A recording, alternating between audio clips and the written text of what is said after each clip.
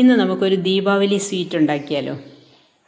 ഇത് കണ്ടാൽ ബർഫി പോലെയൊക്കെ ഉണ്ടെങ്കിലും ബർഫി അല്ല, ബർഫിയുടെ ഒരു ഓൾഡ് വേർഷൻ. പണ്ടൊക്കെ വീടുകളിൽ ഉണ്ടാക്കിക്കൊണ്ടിരുന്നതാണ്.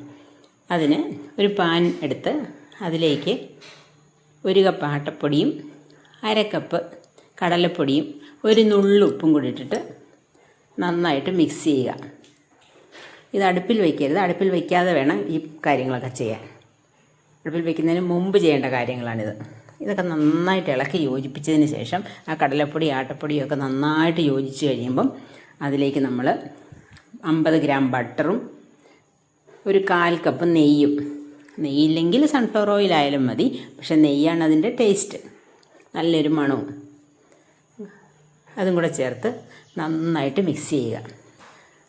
ആ നെയ്യും ബട്ടറും കൂടെ ചേർന്ന് ഇത് അലിഞ്ഞ് ഒരു പേസ്റ്റ് പരുവത്തിലാവും. അങ്ങനെ നന്നായിട്ട് കുഴച്ച് ചേർക്കുക. ഇനി നെയ്യ് കുറച്ചേ ഉള്ളെങ്കിൽ കുറച്ച് സൺഫ്ലവർ ഓയിലും കുറച്ച് നെയ്യും കൂടെ മിക്സ് ചെയ്ത് ഒഴിച്ചാലും മതി. ഇപ്പോൾ ദേ ഇങ്ങനൊരു പരുവത്തിൽ കിട്ടി. ഇനി അതവിടെ മാറ്റി വയ്ക്കാം. അതിനുശേഷം നമുക്കൊരു മിക്സിയുടെ ജാറെടുത്ത് അതിലേക്കൊരു 1.5 കപ്പ് പഞ്ചസാരയും 2 ഏലക്കയും കൂടെ ഒന്ന് നന്നായിട്ട് പൊടിച്ചെടുക്കാം.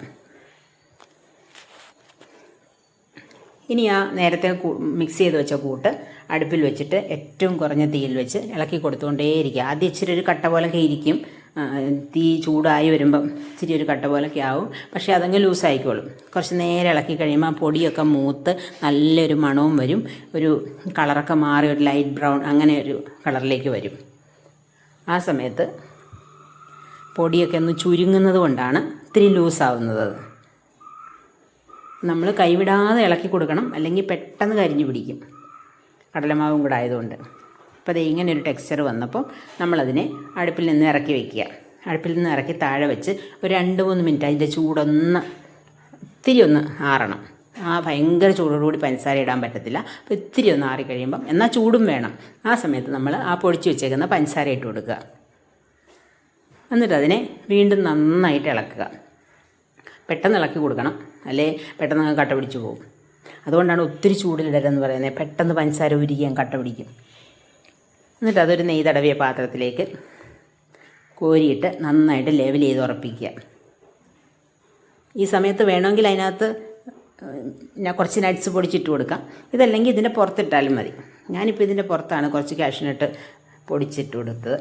ഇനി ഒരു 2 മണിക്കൂർ കഴിയുമ്പോൾ അത് സെറ്റായി കിട്ടും. പെട്ടെന്ന് വേണ്ടവർക്ക് ഫ്രിഡ്ജിൽ വെച്ചൊന്ന് എടുക്കാവുന്നതാണ്.